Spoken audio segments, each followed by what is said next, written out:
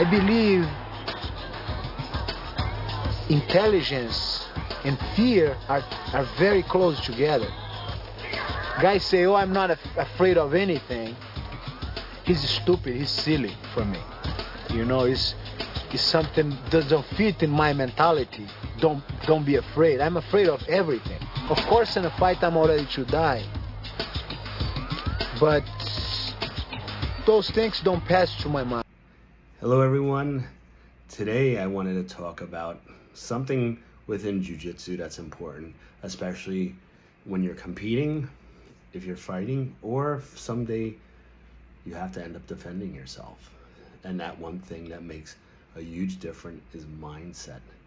So years ago, I was a professional personal trainer other than just a fireman. I was in the Marines also. That's why I'm wearing this shirt today. So people talk about like sports psychology, so what is that? It's like, positive thoughts, getting motivated, having a plan in your head. All of these things are really nice, right? What's one expression from Mike Tyson? Here's everybody has a plan until they get punched in the face. So what does he mean by this? What he really means by this is no amount of sports psychology will help you ever when it comes to combat. Why? Because everybody has their own makeup of how they deal with stuff, right? So you've heard of this before. Fight, flight, or freeze. Fight, it's obvious, right? You're composed. It's like, okay, let's go. Let's just do this. Flight, you run away or you curl up into a ball, and freeze is definitely curling up into a ball and just letting that person annihilate you without even trying to fight back, right? Flight is usually when you try to get out of that area or away from the scene. Sometimes you can't, right? So usually flight will end up either to freezing, or sometimes flight, when you have no choice, will end up to fighting, because now you have no choice but to fight back. So how does this really apply to even jiu-jitsu? I remember my first tournament I wasn't going to go to. It was Renzo Gracie's first Philadelphia tournament. I don't even know what year it was, probably 97. And one of my friends was going. He's like, oh, Keith, you should go. You do so good in class. So I was like, ooh, I don't know. We'll see. I don't know if I could afford to, because at the time it was difficult. So I went. My friend who told me to go, his match happened. He got finished in 21 seconds. 21 seconds. He was done. I was like, wow, we drove all the way here for that, And what happened? He wasn't that his jiu-jitsu was bad. He froze, right? And then that person took advantage and finished him. I ended up winning my division, the heavyweight division, which was a nice thing, unexpected, But I was a fighter. I was a street fighter. I did martial arts my whole life. I was in the Marines. This was a long time ago, of course. And I have no problem fighting. I don't freeze and I don't try to run away. It's like I'll deal with the situation at hand, right? Doesn't mean that I'm invincible or that I'm not afraid, but I will follow through. So far, the two people that I know on this planet that are the most fearless human beings happens to be Renzo Gracie and Matt Serra. So far, I don't know anybody that tops them for having the biggest balls and not seeming to fear anything, But that's not the case with me. Of course, I could be afraid of something, but I'll follow through and I'll fight my best and I'll fight to the death. You need that type of mentality in the Marines, and you definitely need that in the fire department, But now, you don't know, if you've never been in a street fight or you've never really sparred boxing or other contact sports one-on-one, you might not know how you're going to do in jiu-jitsu. So you might be trained really well and great in the school, and then whenever you go to compete, which might be only one time, because you might not compete ever again, you might lose. You might lose really badly, really fast, and none of your skills showed on the mat during competition.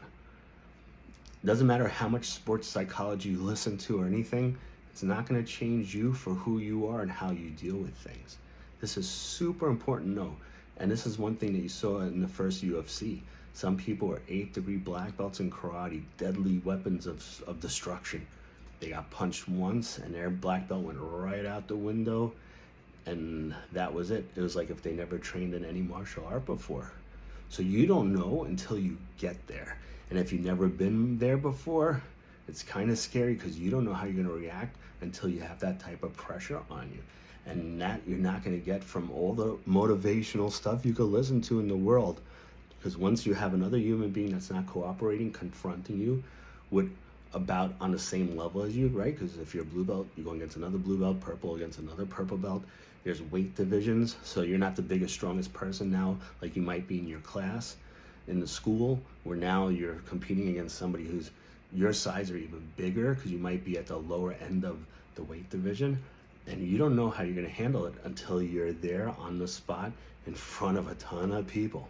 I know whenever I used to fight, it didn't matter if I was on the street, in the ring, or on the mat, I'm able to block out everybody. I couldn't care less what anybody's saying unless I was listening for my coach to say something, which was usually I never had somebody usually there coaching me. So, but otherwise, if I had a friend saying something, I would listen if I needed it, But otherwise, I would block out everybody and be focused on the target in front of me, which is that human being.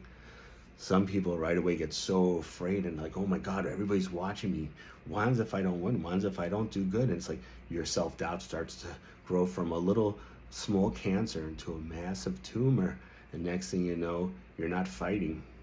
You're freezing or you're in that flight mode where you just want it to get over with. And I know there's some videos of other jiu-jitsu coaches and teachers and stuff where they'll talk about the philosophy of mindset and all that, and that's a beautiful thing. But if you're not going into a fight like a samurai ready to die in that fight, who knows what the outcome. Hickson always says, I'm ready to die. I'm ready to put myself on the line to prove my jiu-jitsu. That doesn't really exist for a lot of people anymore.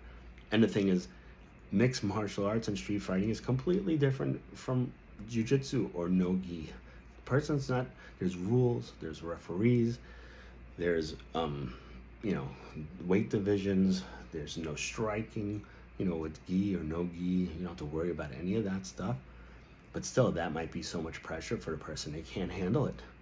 And nobody could really see it. I mean, you could look at somebody when they're walking into a ring or something, you could see sometimes that, oh man, that person's gonna lose. I've watched some UFC fights where like, oh, this person's afraid they're gonna lose. And you see it, even though they still fight, they're not fighting with confidence. They're on the defense the whole time. They're hardly throwing anything because they're just afraid of getting hit by that person that's known for dropping bombs, or afraid of that person grabbing them because they know once they go to the ground, they're getting finished. So, this person had a good camp. They probably had good training. They're in the UFC, so they have to be, at a certain level to be fighting in there. So why didn't the sports psychology help them? Nothing could help you change your mindset. It's like you could work on things, but if your skills are at a high level, why aren't you confident? Everybody has their own certain level of confidence within themselves or self-doubt. When you let the negativity take over, it just starts to black out everything and you're in trouble.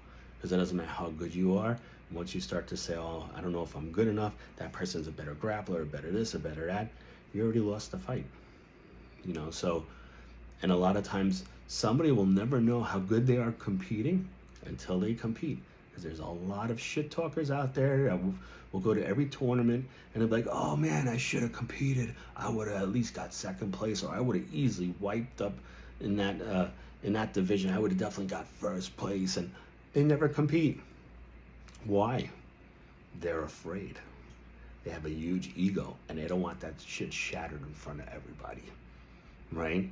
So they're the big shit talkers. They would, oh man, I should have done this, but I'll compete at this level. I'll compete at this age. I'll compete only gi or no gi. And it's like, they always have a million fucking excuses, So it's like, that's how that person is, right?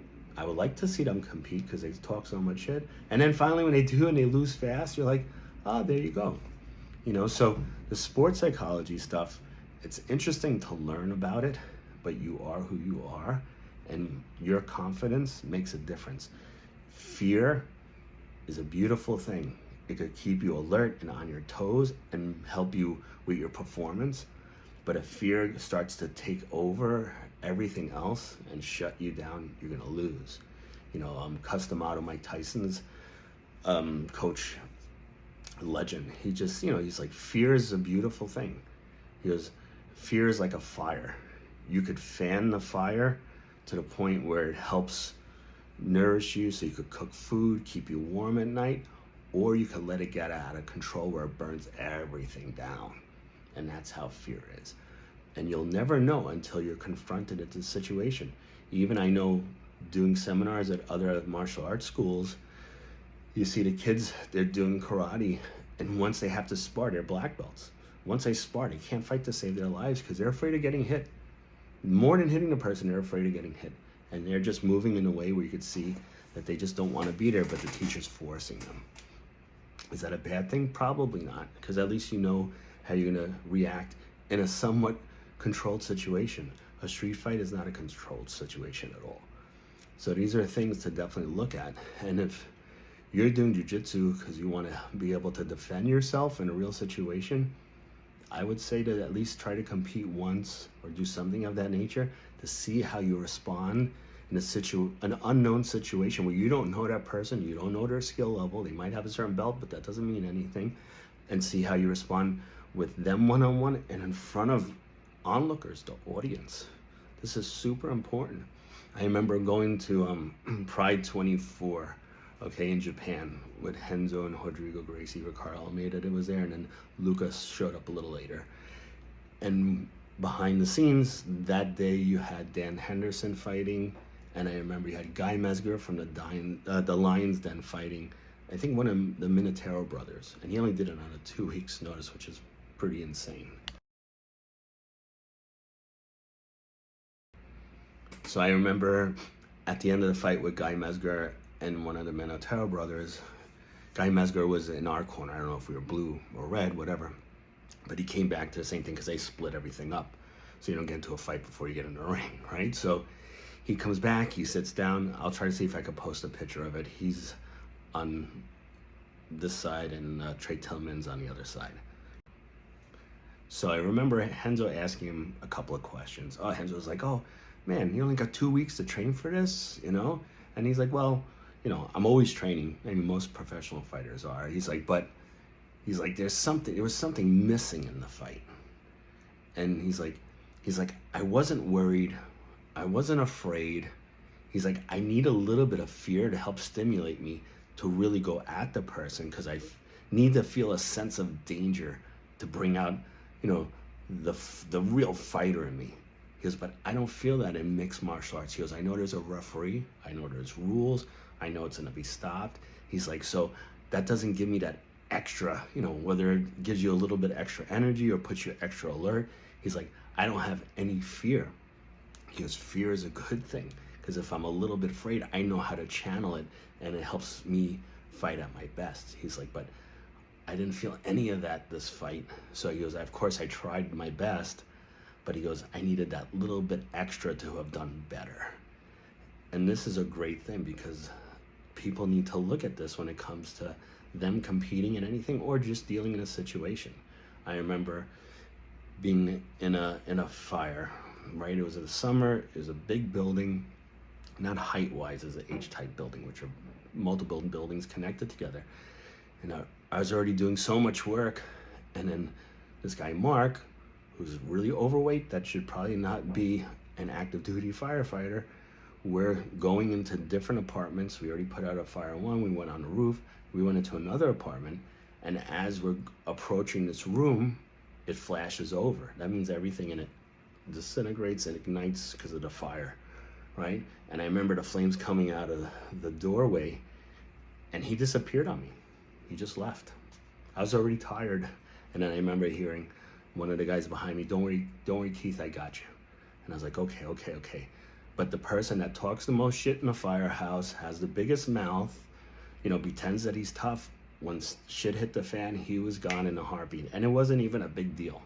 But when the room flashed over, we weren't in it, we'd be dead. We were approaching the room. He just left me. No problem. That's it. So you never know how you're going to respond to the situation until you're there. But the most important thing is putting you in situations that simulate it the best you can to see how you're going to react. And you can work on that. Because if you're so afraid where you freeze up, you could start to work on that through more sparring, where you know if you don't fight back, you're going to get your ass kicked, almost as if you're a heavy bag. So these things are important to notice, because everybody has a plan until they get punched in the face. And once you get hit and it doesn't feel good, or you don't know how you're going to take it, or you don't want that to happen anymore, your whole martial arts might be right out the window along with the belt that you have. And that's not something that you want. It's something you want to learn about so you can start to control it. One thing I know with competitive professional fighters, usually they'll listen to headphones, right? And they'll listen to music that motivates them.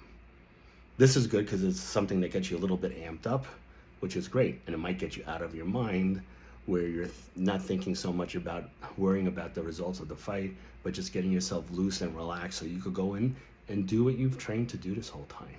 You know, you could have a certain fight with somebody where you're like, oh, this person throws a lot of high kicks. Make sure to keep your arm up.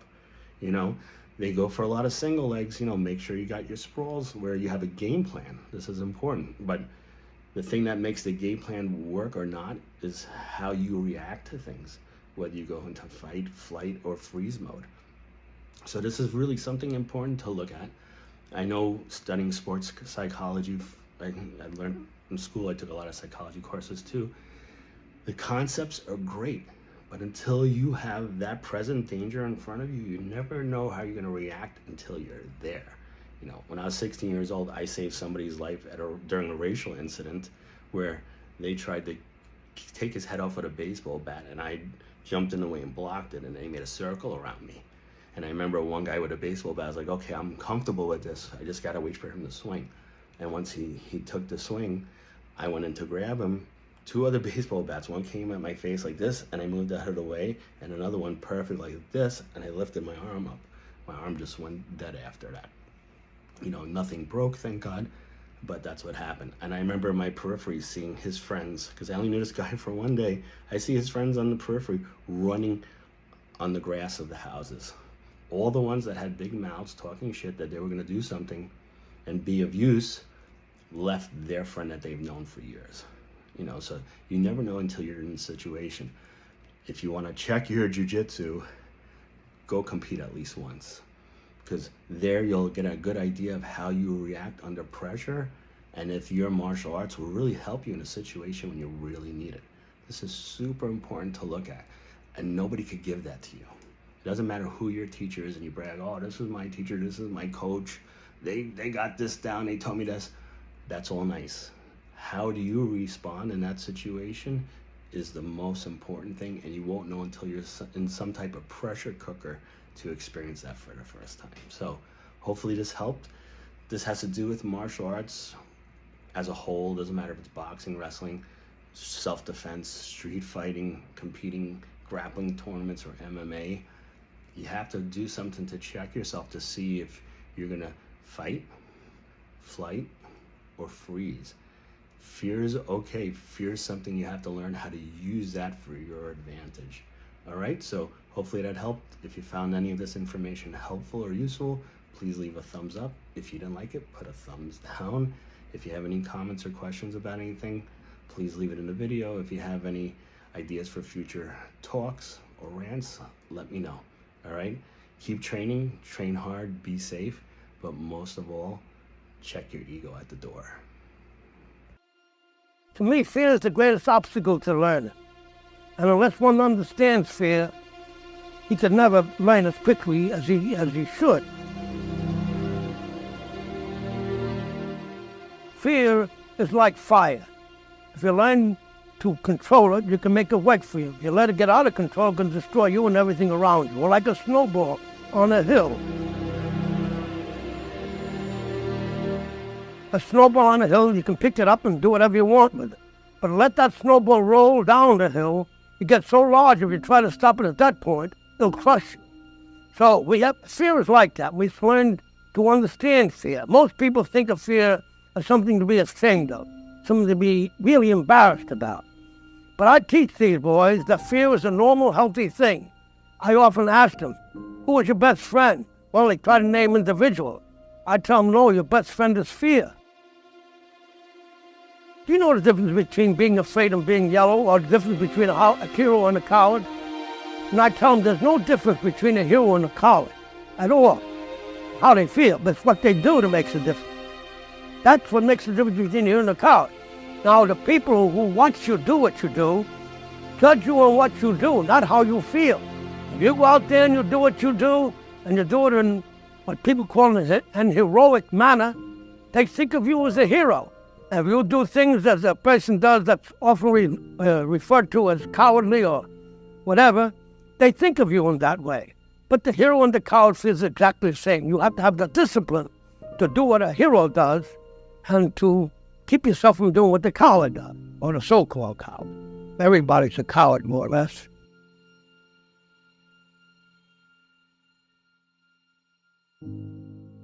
That many kids don't even know. I tell them, do you know the difference between being afraid and being yellow, or the difference between a hero and a coward? Well, they give me answers, but they weren't accurate. And I tell them there's no difference between a hero and a coward at all. It's how they feel, but it's what they do that makes a difference. That's what makes the difference between a hero and a coward. Now, the people who watch you do what you do, judge you on what you do, not how you feel. If you go out there and you do what you do, and you do it in what people call an heroic manner, they think of you as a hero. If you do things as a person does that's often referred to as cowardly or whatever, they think of you in that way. But the hero and the coward feels exactly the same. You have to have the discipline to do what a hero does and to keep yourself from doing what the coward does.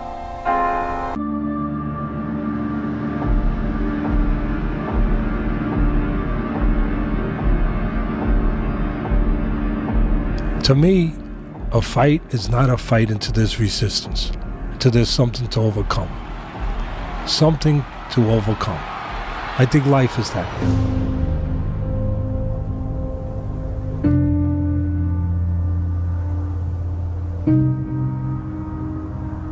I think that you don't know if a lawyer is a lawyer until there's something to overcome in the courtroom, something goes wrong. A doctor's not a doctor until he opens up this kid, just like he's got at home, and arteries are bleeding all over the place, and it's not in the textbook. And he got to do it. He got to figure it out. Then he's a doctor. Then he's a surgeon. At that level, you're not in a fight until there's pressure, resistance, overcoming something. And I don't think that you know crap about somebody until they're tested.